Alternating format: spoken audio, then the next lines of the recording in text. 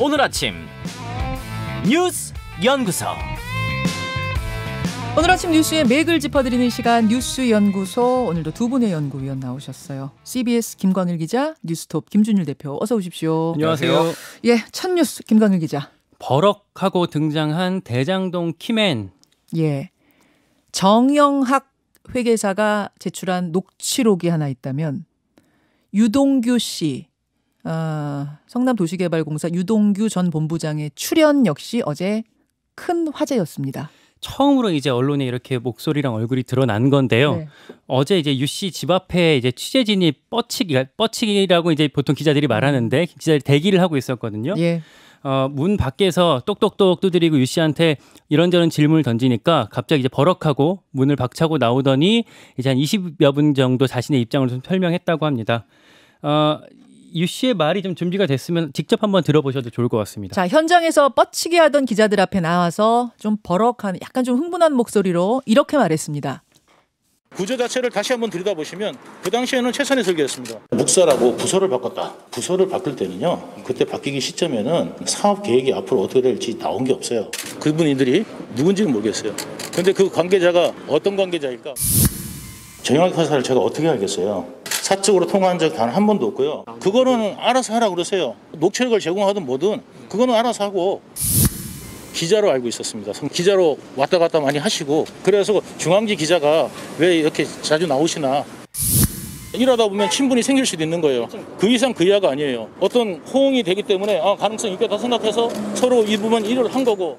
자, 유동규 씨가 기자들 앞에 쏟아낸 말들을 지금 모아봤는데 조금 설명이 필요한 부분들이 있네요. 이게 무슨 말이냐면요. 일단 화천대유 실소유주 김만배 씨는 그러니까 기자로 알았다. 난 잘 모른다. 그리고 그 정영학 회계사 그 천화동인 5호 소유주죠. 이 사람도 네. 내가 뭐 사적으로 전혀 모른다.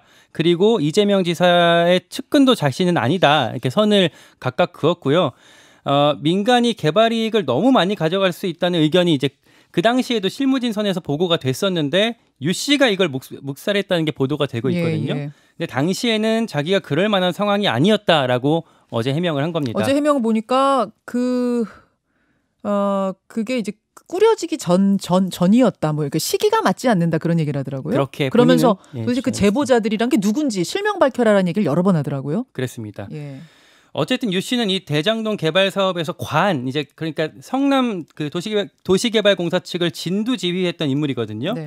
게다가 지금 유 씨가 화천대유에 거액을 받았다. 그리고 천화동인의 실소유주다. 이런 의혹 보도가 지금 나오고 있어요. 정영학 회계사가 유 씨와의 대화 녹취록, 아까 그 판도라의 상자라고 했는데 요거를 검찰에 제출했다고 하는데 이들 간의 어떤 파열음에서 의혹이 규명될 수 있을지 주목이 됩니다. 예, 참 대비되는 것 같아요. 성남도시개발공사의 유동규 씨는 이렇게 아무리 뭐 이야기를 해도 잘 안 나오고 검찰 소환에도 지금 불응한 상태인 반면 천화동인 5호 실소유주, 아까 제가 4호라고 좀 헷갈렸네요. 5호의 정영학 씨는 제발로 걸어가서 녹취록 19개 내고 사진 내고 거기다 뭐 한참을 써서 또 냈다면서요. 진술서까지. 예. 굉장히 두 사람의 행보가 대비되는데 여기서 일단 질문 하나 하고 가겠습니다. 정영학 씨, 천화동인 5호의 주인이자 이것들을 설계했다고 알려진, 그 이익 구조를 설계했다고 알려진 정영학 씨는 자기도 여기 엮여갖고 유리할 게 없는 증거들일 텐데 왜 제발로 이렇게 냅니까? 왜 적극적입니까? 예, 그 어제도 좀 비슷하게 말씀드렸는데 그 다 이제 롤이 좀 달랐던 거죠. 정영학 씨는 회계사예요. 회계사니까 소위 말해서 이 작은 문제, 이 천화동인이나 그러니까 천화동인이 아니라 화천대유나 이 전체 성남회들의 운영 자금을 조달하는 데 좀 더 초점을 맞춰 왔다라는 거니까 여기에서는 뭐 불법이 개입될 여지가 크지는 않다라는 건데. 이제 이 김만배 씨나 유동규 씨 같은 경우에는 주로 이제 로비 쪽을 관련을 한 정황들이 나오잖아요. 화천대유를 통해서 고문을 맡게 했다라든지 이게 이제 김만배 씨니까. 그리고 이익 배분 과정에서 이익이 점점점 늘어나는데 이거를 분배하는 과정에서 이미 이견이 있었다. 그게 결정적인 거죠. 지금 자기들 사이에 이견이 있었다, 갈등이 있었다. 지금 녹취록 중에 보면은 노래방에서 이익 배분을 놓고 세 명이 얘기를 하다가 다투는 과정까지 들어있다는 거 아니에요? 싸우는 그 모습까지. 결국 여기에서 생긴 것들이 이 사람으로 하여금 증거를 들고 뛰쳐나가게 한 게 아닌가 뭐 이런 생각이 지금 드는 뭐 건데. 검찰 수사가 안 들어왔으면 증거 안 냈겠죠. 근데 이렇게 됐으면은 네. 이제 어쩔 수 없다. 판이 이제 깨졌다라고 보고 이제 낸 것이 맞고. 예. 이제 지금 뭐 계속 말씀드리지만 이제 3명을 계속 주목해야 된다. 한 명은 유동규, 예. 한 명은 김만배, 한 예. 명은 남욱. 이제 어저께도 비슷한 보도가 나왔는데요. 일단 유동규 씨 관련해서는 이제 뭐 여러 언론 보도가 나왔습니다. 동아일보가 보도한 거는 유동규 씨가 작년에 화천대유 측에 거액을 요구를 했다라는 거예요. 그러니까 경기관광공사 사장직에서 12월에 지난해 물러났는데 그 네. 직전에 화천대유 찾아가가지고 달라. 그럼 왜 달라고? 이거는 뭐 확인된 건 아니고 이제 전원입니다. 그러면 왜 달라고 했냐? 이거 뭐 몫이 있는 거 아니냐? 화천대유나 이 뭐 이쪽에 그런 거고. 그래서 JTBC도 이제 검찰에 제출된 정영학 씨가 검찰에 제출된 녹취록에 보면은 그 절반을 이제 이 전체 자금의 절반을 특정인이 갖고 있다라고 했는데 아마 김만배 씨로 추정이 됩니다. 그리고 그 절반의 실소유주는 성남 도공의 핵심 관계자 A다. 근데 이게 유동규 씨 아니냐? 절반의 절반이네요. 그러면. 절반의 절반. 4분의 1이네요. 그러니까 뭐 1,000억 정도 되는 것 같아요. 뭐 정확한 얼마인지 모르겠으나 뭐 500억이나 1,000억 사이인 것 같은데. 물론 그거를 지금 그 유동규 씨라는 게 확정된 건 아니고. 예, 이거는 다 이제 어떤 성남 도공 핵심 관계자라고까지만 나옵니다만 아마 녹취록에는 실명이 들어 있겠죠. 예, 뭐 좀 네. 사소한 거지만 TV조선이 또 보도를 한 거 보면은 유동규 씨는 이재명 대통령이 되면은 국정원에 가겠다. 뭐 이런 얘기를 해서 국정원 다 뒤집어 놓겠다. 뭐 이런 얘기도 했다라고. 그러니까 예전에 국정원으로부터 이재명 후보가 그 불법 사찰 당한 뭐 이런 정황들이 있었잖아요. 그런 것 때문에 뭐 열받아서 그랬다라는 얘기도 있고요. 그리고 이제 중요한 게 또 이제 권순일 대법관 이거는 이제 김만배 씨랑 관련이 있는 건데 김만배 씨가 지난해 그 대법원 판결 이재명 지사의 공직선거법 위반 그 대법원 전원합의체가 있었잖아요. 네. 그 전후로 해서 대법원에 찾아가서 집중적으로 권순희 대법관을 만났다라는 거예요. 1년 동안 8번을 만났고요. 특히 이제 그 전원 합의체 첫 심리가 열린 게 6월 18일인데 6월 16일에 가서 만나고 그리고 7월 16일에 대법원 그 전원 합의체가 끝났는데 네. 다음 날 또 가서 만나고 그렇게 했다라는 겁니다. 자, 그 보도가 이제 예. 하나 나왔고 예. 또 어떤 보도들이 더 있죠? 뭐 그리고 권순일 대법관 같은 경우에는 옛날에 5년 전에는 이거에 대해서 이 동일한 사안에 대해서 이를테면은 그 이재명 지사 관련해서 동일한 비슷한 사안에 대해서 이를테면은 벌금 500만 원을 대법원에서 확정했다라는 거예요. 그러니까 박경철 당시 정부 익상시장이 TV 토론에서 이를테면 허위 사실을 했는데 그거는 민주주의를 흔드는 거다라고 해서 500만 원을 했는데 이재명 지사 측에서 그 대법원 전원합의체에서 손을 들어줬다. 그러니까 무죄다라고 얘기를 했으니까 입장이 바뀌었다. 이거 로비가 있었던 거 아니냐 뭐 이런 얘기도 있는 거죠. 자, 이런 단독 보도가 지금 하루에도 수십 개씩 네네. 막 쏟아지고 있는데 저희도 정신이 없어요. 그걸 보면서 큰 줄기를 좀 나눠서 보시는 게 이해하시기가 좋을 것 같아요. 네. 하나는 이제 특혜가 만약에 있었다면 어떻게 이루어졌는지, 그리고 또 하나는 돈이 이제 흘러갔다면 어떤 과정을 통해서 어디로 흘러갔는지를 이제 기자들이 추적하고 있는 거거든요. 여기에 또 하나를 추가한다면 그 과정에서 정관계 인사들이 어떤 역할을 했는지, 아까 그 뭐 이재명 지사나 윤석열 전 그 검찰총장 같은 대선 주자들이 여기 엮여 있다면 어떻게 연관이 되어 있는 건지, 그리고 박영수, 권순일, 뭐 곽상도 이런 법조인들이 여기서 어떤 영향을 끼쳤는지까지가 이제 큰 이제 개괄이거든요. 네. 쏟아져 나온 뉴스를 보시면서 이것들을 분류하시면서 이해하시면 좀 이해하시기 편할 것 같습니다. 예, 조금 더 덧붙이자면은 저는 큰 그림을 이렇게 그리면 좀 좋을 것 같아요. 두 축으로. 한 축은 그 개발업자들 내부의 이익 배분과 관련된, 그러니까 이게 관과의 유착일 수 있습니다. 뭐 로비일 수 있습니다. 그 내부에 대한 게 한 덩어리. 그다음에 외부를 향한 로비. 법조인, 검찰, 뭐 정치인 이쪽을 향한 로비. 크게 내부, 외부 두 줄기로 보면 되죠. 예. 예. 김만배 씨 얘기 하나만 하면은 그 473억 원을 화천대유로부터 대출을 받아가서 개인적으로 썼는데 지금 용처를 모르거든요. 예. 김만배 씨는 묘지 이장금으로 썼다. 묘지가 그 사람들에게 뭐 이렇게 준 돈 이런 것들 말한 거 예, 뭐 아니에요? 본인의- 뒷돈도 좀 주고 예, 예. 뭐 이러는 처리하냐 그랬다. 예, 운영비다. 뭐 그렇죠. 그런 식으로 썼는데 그 돈이 다 473억이 정말 묘지 이장금으로 쓴 게 맞냐라고 이제 그게 이제 추적이 들어간 상황이죠. 그렇죠. 자, 이 이야기는 오늘 뭐 1부, 2부 진행하면서 더 할 수 있을 것 같고요. 일단 두 번째로 넘어가죠. 운명의 3연전. 무슨 얘기입니까? 민주당 경선 일정이 또 있습니다. 이번 주말에 오늘 이제 제주, 내일 부산, 울산, 그 경남, 그리고 모레 인천 지역 결과 발표가 있거든요. 네. 그리고 모레는 2차 슈퍼위크라고 해갖고 50만 명의 국민 선거인단 표도 같이 공개가 됩니다. 예. 이게 이제 중요한데요. 전체 표의 4분의 1 정도가 됩니다. 지금 이재명, 이낙연 그 두 후보 누적 득표율 격차가 10만 표 정도가 나는데 네. 그게 더 벌어질지 아니면 좁혀질지 지켜봐야 될 것 같습니다. 민주당 어제도 TV 토론회 있었죠. 예, 역시 대장동 화천대유 이 이슈가 가장 뜨거웠거든요. 네. 눈에 띄는 건 명추연대, 낙용연대라는 게 또 드러났다는 점입니다. TV조선 진행자가 OX 문제를 냈어요. 대장동 이슈가 민주당의 호재냐? 뭐 이렇게 물어봤는데 네. 이재명, 추미애 후보는 O. 호재다. 예. 어.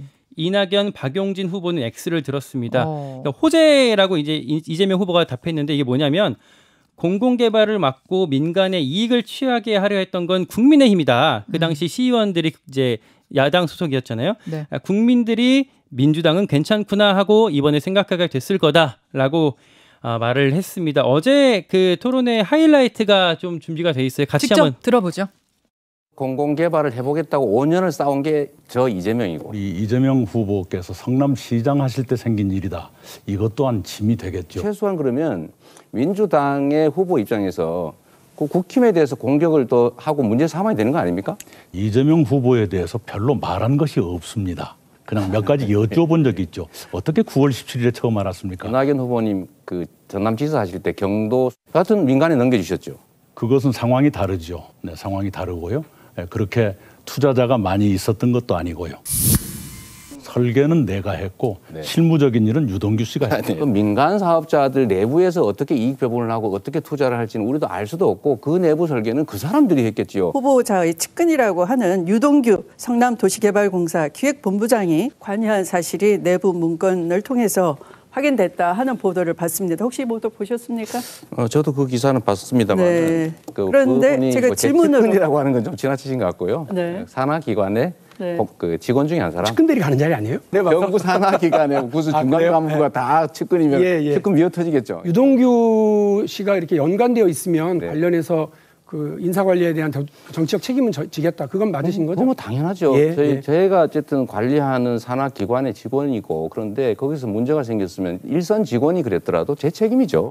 예, 정치적 책임을 지겠다. 요 멘트가 어제 뭐 가장 눈에 띄었습니다. 네.